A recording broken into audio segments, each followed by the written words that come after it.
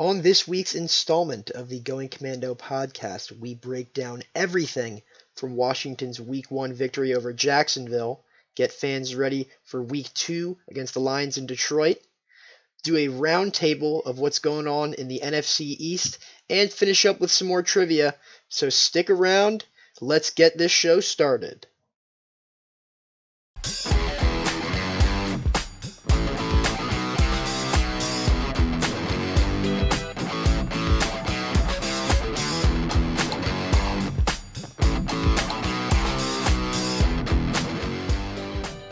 Welcome to Going Commando, a Washington Commanders podcast.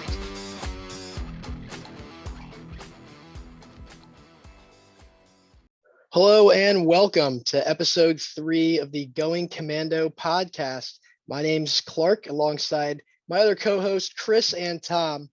And following week 1 of the NFL season, a game that Chris and I were in attendance for, we can officially say that the Washington Commanders are 1-0.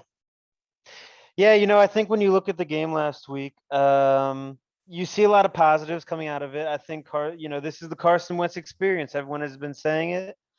It's difficult to really put your thumb down on what is going to take this team to the next level. But I think that we have a great start looking at the way that we started this week. Yeah, I mean, I totally agree. Good to be back first and foremost, and good to be back with a win. I think we really learned a lot about this team. I mean, there's still a lot to find out, but I think, wow, that receiving core. I mean, just to start, I don't think we've had a comparable receiving core like that in, arguably the last 2 decades. I mean, I think the last time we had a triple receiving threat like that would be, Garcon, Deshaun Jackson, Jamison Crowder, but this is a much younger and honestly much higher upside group, in my opinion. Absolutely. That's definitely probably the biggest takeaway that a lot of us have had because, this guy called Curtis Samuel that we signed a couple of years ago is finally actually getting the ball and playing. And that's something that all fans were definitely excited to see. I mean, it seemed like they were running the offense through him really early on, maybe shied away from it a little bit as the game went on. But, I mean, he was phenomenal. Dotson, of course, those 2 big touchdown grabs and the clutch game winner in the fourth quarter that he really dove out for, too, is an impressive play.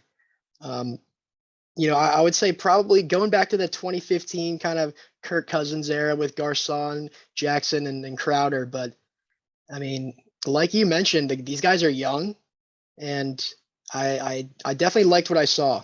However, the Jaguars, I don't know how great of an opponent they truly were. We definitely have some tougher teams on the schedule, but it was certainly encouraging to see that group play. Yeah, and I think when you look at this receiving core for the Commanders now currently, you will see a very diverse group of guys in the box score. There was 10 targeted players from the game last week, 7 of which caught passes. When you look at this list, you see Terry McLaurin 2 for 58. He got a quiet TD. It was a very important TD if you weren't watching, but on the stat line it looks quiet. Antonio Gibson 7 for 72. 72 yards. It's a lot, man. It's what we need on this team. Curtis Samuel, 8 receptions for 55 yards and a touchdown on top of it. I mean, I made this point earlier to Chris. I believe that this might be the best receiving trio we have had in Washington. And it might be the best in the NFC East, honestly. You look at guys like, Devontae Smith and AJ Brown, and you like them, but I really put my money on McLaurin, Curtis Samuel, and Jahan Dotson. They looked really solid coming out of the gates. I totally agree. I mean, I think Scott Turner was super creative with the offense. You saw Curtis Samuel coming out of the backfield. You saw misdirections, and some screenplays with tight ends, receivers, running backs. You saw, plenty of, 2 running back sets, which we're familiar with under Scott Turner. But I just thought he did a really good job of keeping the defense on their toes. Obviously some bad decisions thrown in there, sprinkled in there by Carson Wentz, but overall I thought we got very solid play out of Carson Wentz. And again, I was very pleased with Scott Turner. I thought he had some really good play calling. I hope he continues to kind of switch it up. And I think this is what the offense, what we envision under Scott Turner's style offense. I think this is what we all hoped it would kind of potentially look like. And there's a couple guys that are still banged up that will just continue to add to this. And I think that this is the first year that Scott Turner's really had, more weapons at his disposal. The receiving core has been kind of thin the last couple of years. It's just been heavy doses of Terry week in and week out, for the most part, no matter who the quarterback or what other running backs or receivers that we had. So, even if Terry's stats go down, I think that's actually a good thing for this offense and Agreed. this team. Because as great of a player as he is, when you can kind of shift some of the attention off of him on defense and you have other guys that can make plays, that's something that we really haven't seen this offense for a number of years now. Right. Having Terry as not the sole focal point of this offense is not only good for this team, but it's actually probably better for him in terms of numbers and his ability to get open and make plays and not just be always, double teamed or well guarded. There's not just one playmaker on the field now. There's several. I mean, how about this? And I mentioned this to Chris earlier as well.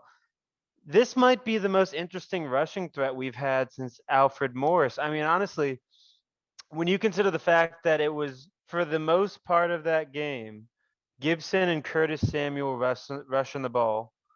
McKissick obviously got his time. He's a great, he's a great guy to have in that third slot receiver, sort of like running back role. But every single running back had a catch this game. Every single running back that played, at least. So I think it's really interesting. I mean, you look at this team and you think, the receivers are the focal point. I would argue that it's the rushing game. When you have two jackknife guys like that who you can just throw into the slot and say, here, catch a ball for 20 yards and then pass it, out to your tight end and then give it back to them in the next play.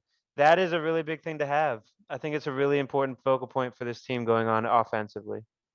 And when you get that kind of hard-nosed downhill runner back in Brian Robinson, that's just going to open up the game even more for those pass catching backs, having a guy that you can trust between the tackles. And I think we're going to be saying this probably every week until week 5, which is when it was reported that Brian Robinson would be returning from his injury. Did it not feel like Brian Robinson would have been used multiple times in that game? There was so many moments where Antonio Gibson was in, and I was kind of like, this isn't really what we expect you to do now. You should be doing more of what we saw with the receiving and maybe some of the outside screen game. But it seemed to me like Robinson would have played multiple times at least. Oh, I think he would have been the lead back, if healthy. I think, like Clark said, once Robinson gets back, you see this rushing offense open up a lot even more. And, in turn, hopefully just continue to help the rest of the offense out. But, speaking of injuries, we actually had, we had a significant one in Fedarian Mathis. Unfortunately, tore his meniscus and is out for the season. So that is a big hit. Other than that, got out pretty healthy. I know that Jonathan Allen was a little banged up. Don't really know the story fully with him yet, but hoping it's not too severe. But yeah, Fedarian Mathis, that's definitely a hit to that depth and poses a concern. Yeah, certainly prayers up to him, because you never like to see that, especially a rookie in his first game. And this was a guy that, this defensive unit was going to be relying on heavily, considering the amount that, defensive linemen are shuffled in and out of that room. He's filling some big shoes with Ioannidis and, the Tim Settle role.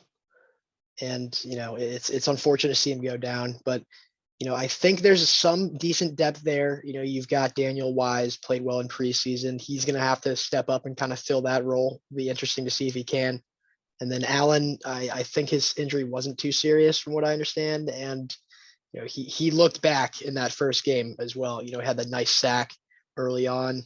It's going to be important for him to stay healthy, but I think his injury wasn't too bad. David Bada. True. David Bata. Could be a David Bata return. That's something that fans are just, can be clamoring for. So keep your eyes Fingers open on that crossed for one. that. Yeah, Fingers crossed. My notes on the defense from this week on the game, bend but don't break seemed to be their mentality. Jonathan Allen and Deron Payne got our 2 sacks. Another interesting thing for you, I think that they were the best pass defenders on that field on Sunday. When you really think about what they did to the passing game, they were our best pass defenders, which is a weird thing to think about when you have a team of, safeties, cornerbacks, and linebackers who are all getting a decent amount of hype. One question I did want to pose to you guys about yesterday's game. How many sacks does Chase Young get if Deron Payne and Jonathan Allen each get 1? That's a good question. I mean, I think, you just get an upgrade over James Smith-Williams, Casey Toohill, kind of FAO Bata rotation there on the other kind of defensive end opposite Montez Sweat there. I think, you hopefully get at least a sack out of Chase in that situation. But, it's all speculation, of course. I think that with, Payne, you got Payne, Allen, Montez, if those guys can stay healthy, at least until Chase comes back, we're solid. But there is some, again, like I mentioned, I think there is some serious depth concern right now, especially on the interior. They did sign kind of 2 young guys. They did not go with a veteran signing like some thought they would, which I didn't think they would. Just following the Rivera playbook, he's not gonna sign a aging veteran. He's gonna go with, young guys with maybe some upside, and that's exactly what he did with Donovan Jeter and was one, and then I believe there was another to the practice squad, Benning Patoe. Not sure if I'm pronouncing that correctly. Household names. 2 household names clearly have joined the Commanders. Well, you make reference to the veteran player signing that we did not do, and I was actually reading an article about this. I believe you're mentioning Ndamukong Suh, who is currently a free agent. I would have loved to see, as a Commanders fan, a defensive line with Jonathan Allen, Chase Young, Deron Payne, and Ndamukong Suh playing for a playoff spot this year. That would have been absolute electricity in my mind.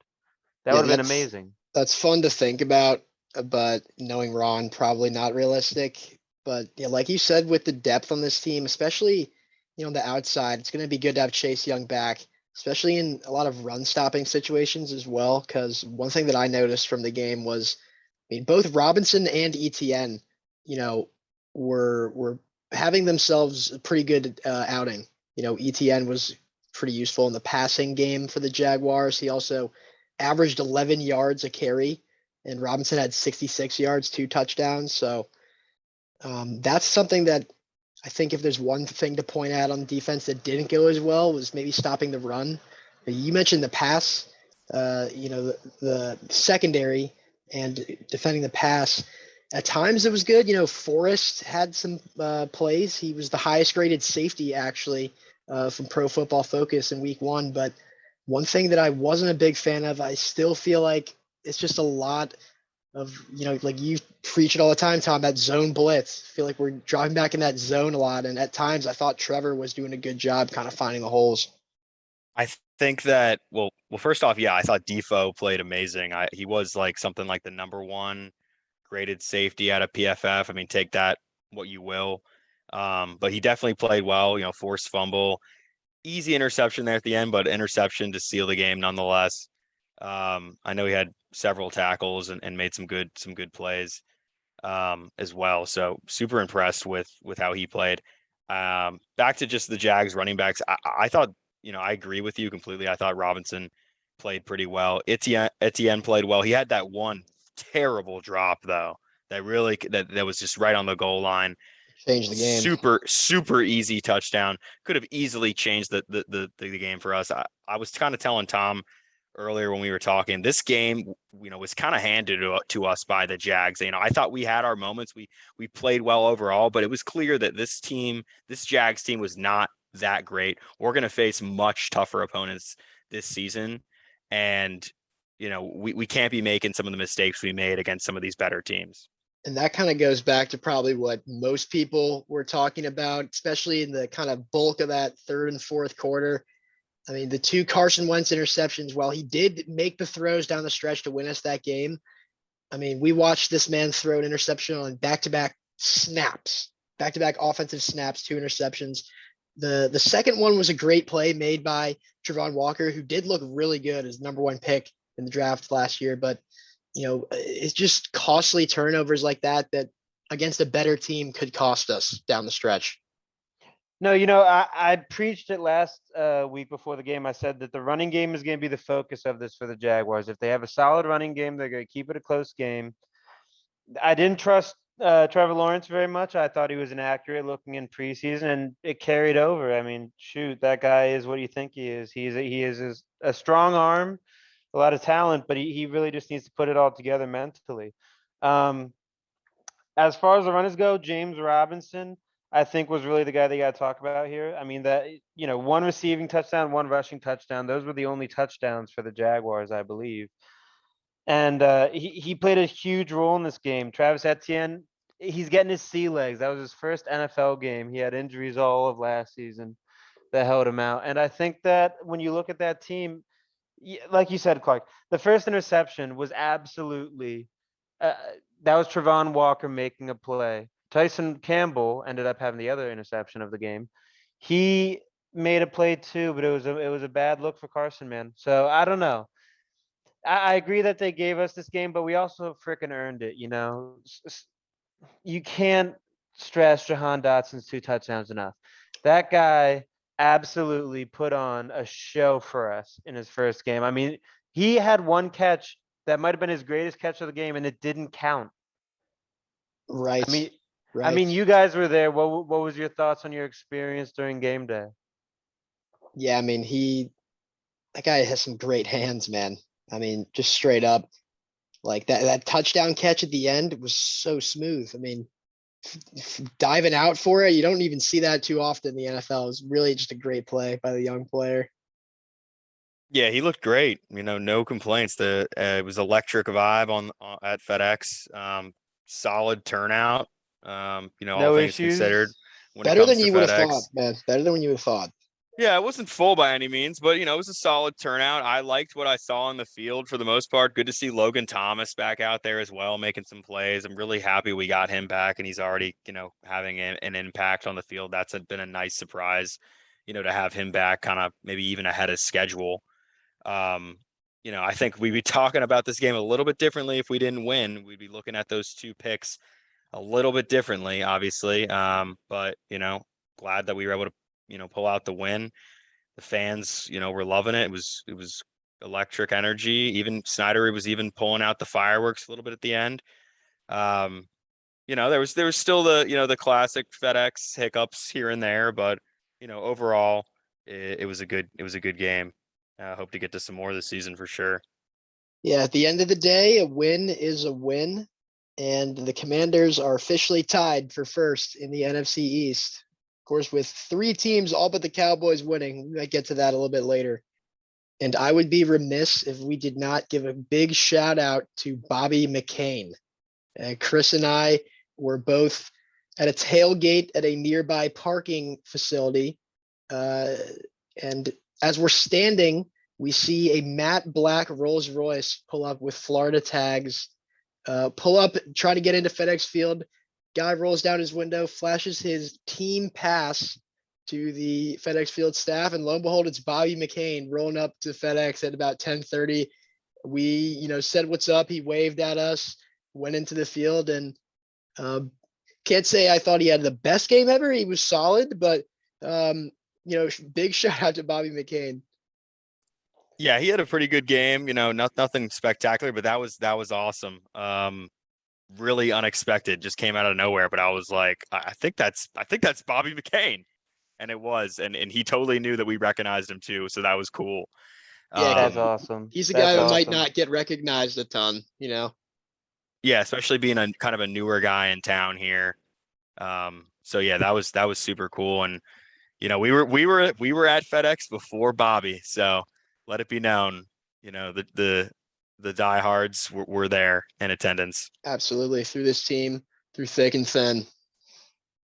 So we're 1-0, heading into week 2, facing a Detroit Lions team. It's coming off of a 38-35 loss to our division rival, the Philadelphia Eagles.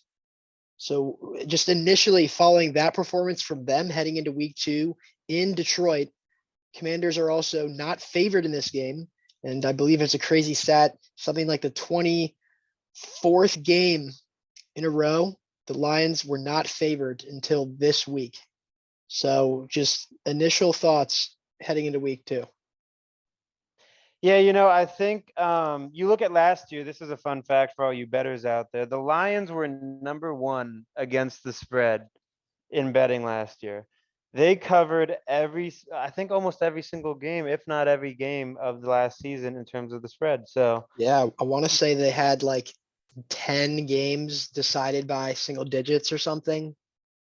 Absolutely. I mean, in this game too, 3-point game, 38-5, 38-35 loss against the Eagles. This team is tough, man. I mean, the defense, I gotta say, overrated. Absolutely overrated defense. If you look at the start for Aiden Hutchinson last week, absolute dead of a game, according to most of the people reporting on it. Personally, same TD number for Carson Wentz. One of the things I'm going to be looking for.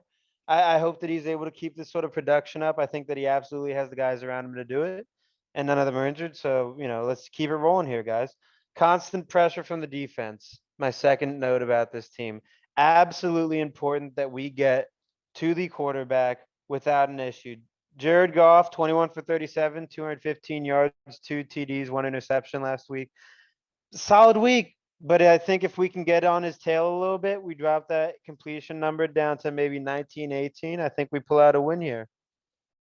Yeah, I mean, first off, I'm insulted that we're favored, on the wrong side of that. That's kind of pathetic. And I hope that we really pull out the win here and prove that wrong.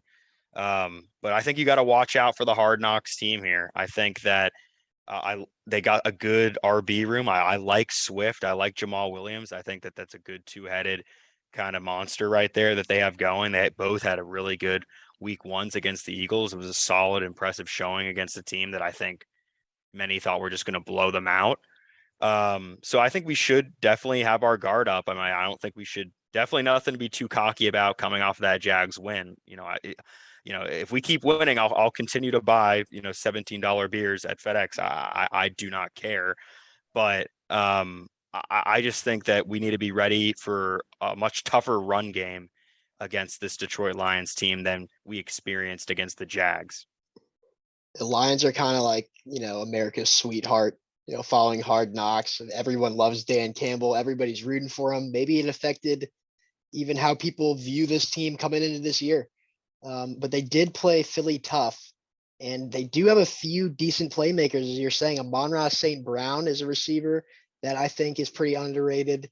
And like you said, they have a very solid running back tandem. And Jared Goff, say what you will about him. I don't think he's a bad quarterback. However, I don't think he's a guy that's going to straight up win you a game either. So like you mentioned, Tom, I think getting to this guy is going to be important, being in his face all day and not letting him sit back and, pick apart your zone or whatever the case might be. So look for a lot of production out of our defensive line, hopefully, and, disrupting a little bit. Yeah, curious to see if Cam Curl will be back as well, and how, and if so, what's the rotation look like after that performance from Derek Forrest? I mean, clearly, I think he's earned a spot in the rotation. I would like to see some more. I know I definitely would. So, curious to see if we'll get Cam back.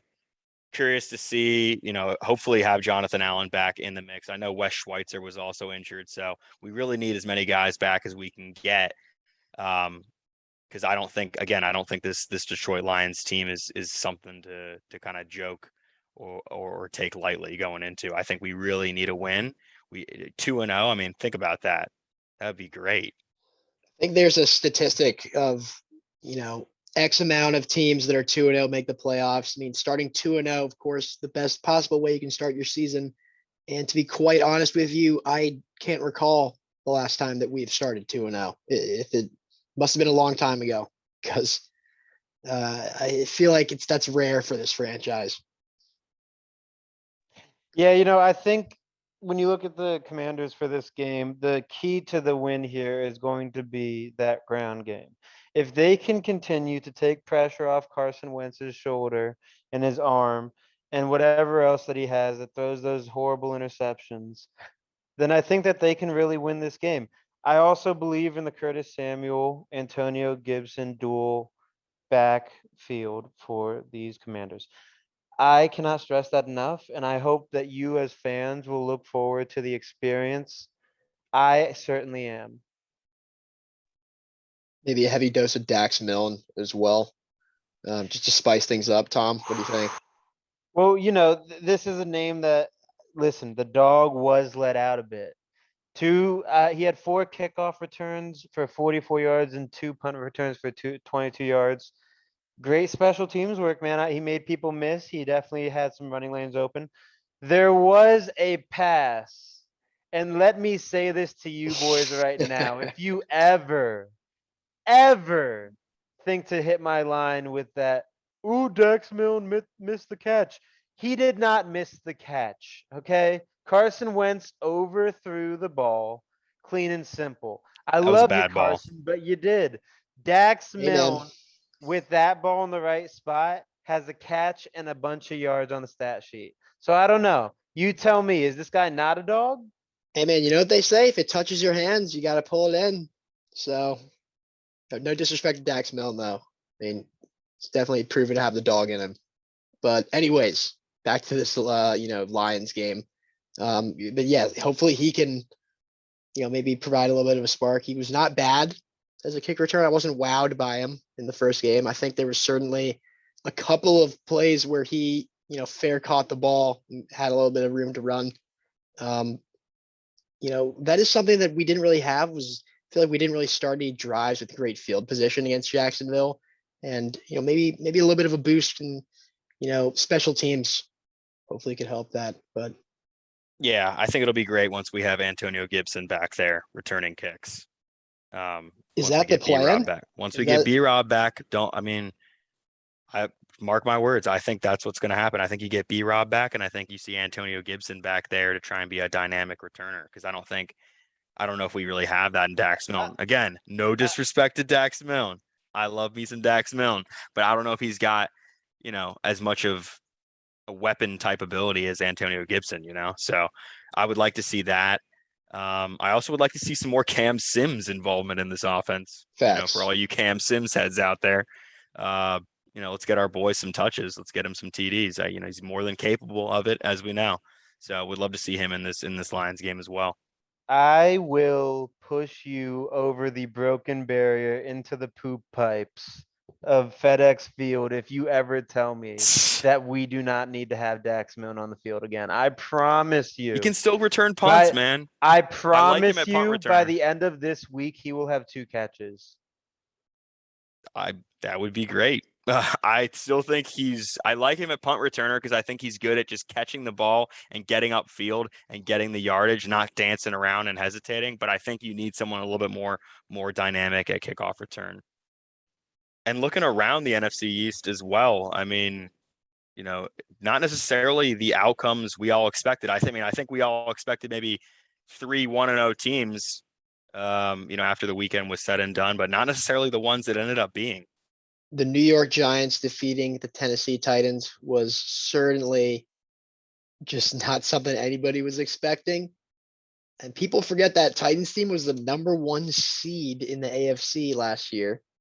They may have flopped a little bit in the playoffs, but that's a good football team. And the New York Giants coming out with the win. But like you Forgot about mentioned, that.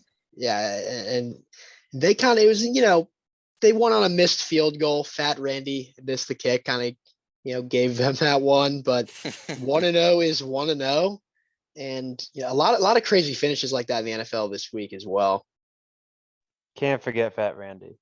But I think the most important game, if you're looking at the NFC East this week, is probably that Tampa Bay versus Dallas game. 24.5 million viewers, according to the NFL, on that game. So a very big one, the biggest of the week, actually. according to the stats that they released. And those poor 24 million people got to witness just a god awful football game. Yeah, love to see a nice public Dallas L like that.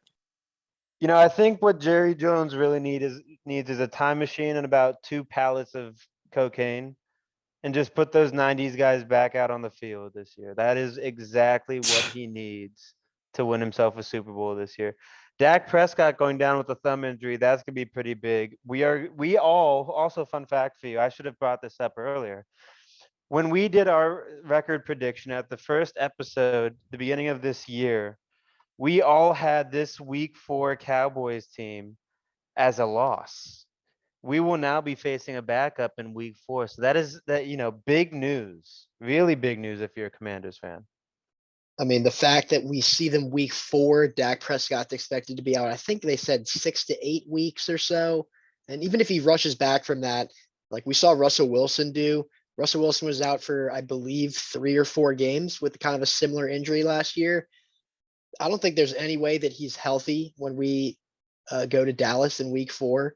So, if you're a Commanders fan, really, really great news. And as well, Jerry Jones kind of releasing to the public that information. I mean, that was kind of funny to see as well from as a Commanders fan perspective. I feel like a lot of the time, especially if it's your star quarterback, you're a little bit more cautious, just like having your owner tell the media what's wrong with him.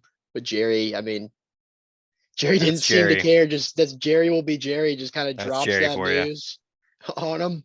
I thought that was definitely kind of funny to see. Yeah, is Cooper Rush the guy? That's the question that we're gonna have to be asking ourselves for Dallas. Yeah, I mean, obviously, shout out that Eagles team. Great win over the Detroit Lions. Thank you for showing us that we can beat them. Uh, Rough game if you're looking at the Eagles from an Eagles fan's perspective, but pull out a win. Go ahead and go on a run and try and get to playoffs, and hopefully you don't see us Commanders along the way. Oh wait, you will, and you're gonna lose. Congratulations, buddy. Yeah, But week three Yeah, at FedEx. We'll see yeah, Philly first. that's true. I'm more worried about that game now. I mean, I hate to see anyone get injured, of course, but I guess we'll take it. With Dak out, I'm not as worried about that game now. I still think, there's a chance. I'm not writing it off as a win by any means. Anything can happen, especially with us versus Dallas, as we know. But more concerned about the Philly week 3 game. Philly again is healthier at this point than Dallas, right? And I just think overall probably a better team. So we'll see. But definitely, maybe a stroke of good luck for us, at least in the first half of the season against Dallas anyway. Yeah, and one other thing to point out about this schedule, we're facing the Lions after they played the Eagles, and then we're playing the Eagles next. That kind of happens later down the schedule when we play the Texans. There's a break in between, but then we play the Giants right after they finish playing the Texans. So, uh, interesting week of NFL football. Larger repercussions will be seen, but I think there's a lot to talk about going forward. All right, and wrapping it up here, I believe we have a few trivia questions. I brought a few to the table for you guys here. A little less competition this time. Maybe just throw them on the table, see who knows it. A thing or two. I'll start off. I'll offer you guys the first question. Let's go. Between the two teams this Sunday, the Commanders and the Jaguars, which team's top 3 receiving unit leaders had more combined yards? So the number 1, 2, 3 guys on the depth chart. Who do you think had the most combined yards? Okay, so you look at Washington. Terry probably had about like 50 yards, I want to say. 50 something. 50 something. You on the Dotson. right track? Dotson had his 50 something touchdown. too. Yeah, his touchdown was like a 15-yarder, 20-yarder. He had maybe a couple other catches. And then I mean, Curtis Samuel was a lot of running the ball. I don't know what his receiving stats looked like.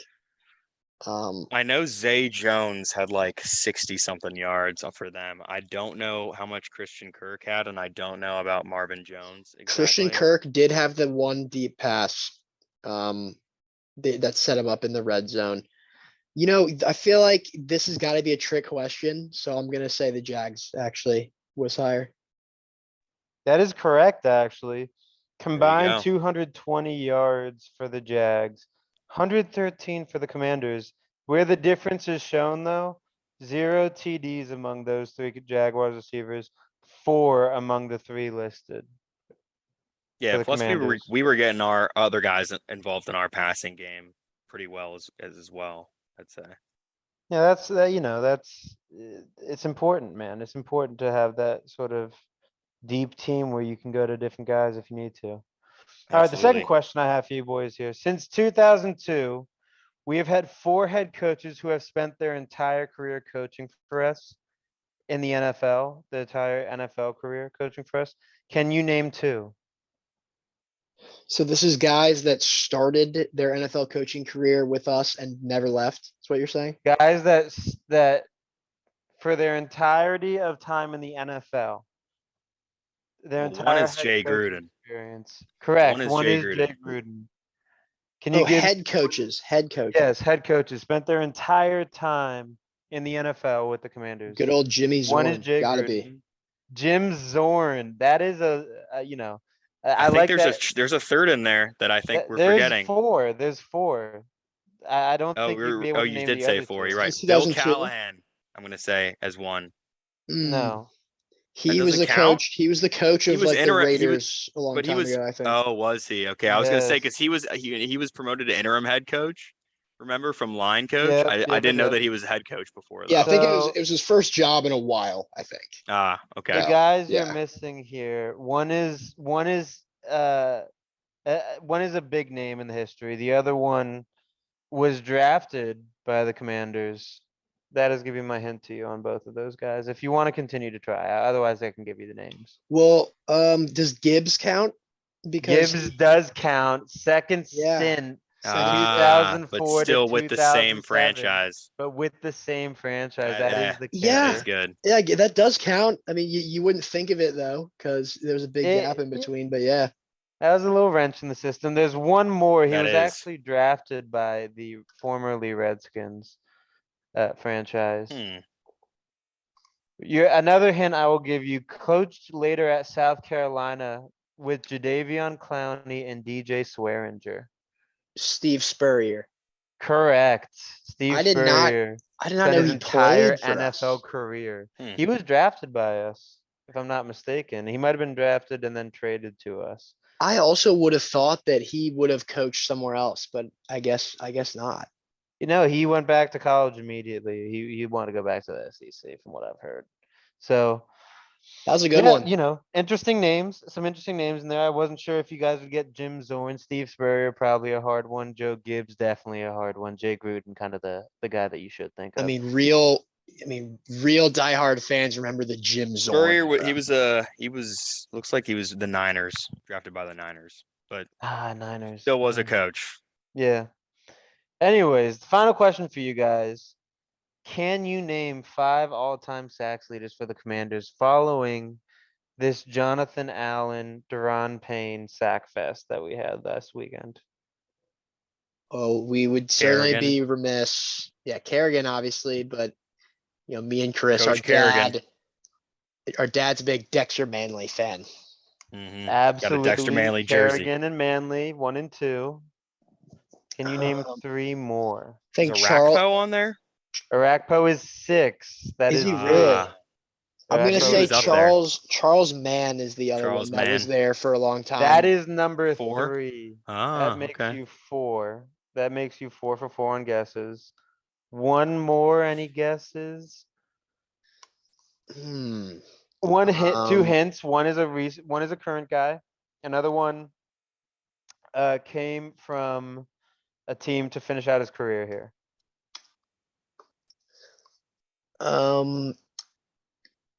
This could be a random one, but Andre Carter.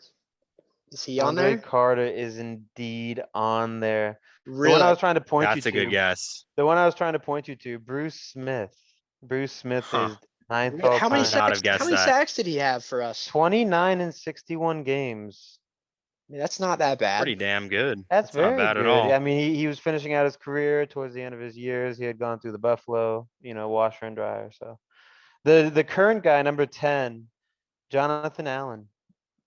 Fun Really? fact for you, recently, What's he at? this past game put him at 27 to tie him with Daryl Grant. It's a pretty big name. Matt Tied Ioannidis at with. 12. I think you'll definitely see him rise up the ranks over the years, and hopefully, if he Absolutely. stays healthy, Chase Young, I would love to see crack into that top 10, within the next couple of years. Absolutely, currently sitting at Yeah. 45. Jonathan Allen, up there. David Botta probably will be up there as well. Yeah, One I can only mean, hope. and maybe throw an FA Obata in there as well. I mean, he's certainly well as well. I of course, Well on his way. I of course mention this because we must have one final shout out. Ryan Kerrigan getting his first career coaching win on the sidelines for the Commanders this weekend. Absolutely that. electric. I love that for him. I wish him all the best in his continuing coaching career. And I hope he brings the same sort of energy to the sidelines as he did to the field. I agree. I love me some Kerrigan. I think there's and this is something we can cover on another episode. I think there's a little bit of a conspiracy there with the whole potentially something to talk about with the whole hiring and timeline of this offseason and hiring of Kerrigan and losing some other personnel, etc. So that's something we can maybe dig into another time. But I got a trivia question for you guys real quick to wrap us out. Carson Wentz is 6'5". We haven't had a quarterback that's 6'5" in a little bit of time. Who was the last starting quarterback for Washington that was 6'5" or taller? Okay. My guess is going to be Jason Campbell. Okay. And Tom, not sure. what is your guess? That's a solid guess. I'm going through the quarterbacks in my head right now. The only obscurity that might trip me up might be Josh Johnson because I'm not sure how tall he actually is. I don't know if he's actually that tall or not. My guess would probably be Gus Frerotte being our last 6'5" guy. Just a random name, someone that I wouldn't think of. That is random name. It is, however, Jason Campbell. Let's go. Apparently, we don't have too many, big bodies. Haven't had a big body like Wentz in a while. I think there might be some 6'4" sprinkled in there, perhaps. But I know, perhaps. Perhaps. Going back to the good old days with John Beck. But yeah, interestingly enough, Carson Wentz is the tallest we've had in quite some time. That about does it for episode 3 of the Going Commando podcast. We'll see you guys next week following week 2 against the Detroit Lions. Hopefully this team will be 2-0, and we'll be here to break it all down with you guys next week. So for Tom and Chris, my name is Clark, and thank you for watching. And as always, HTTC and HTTR.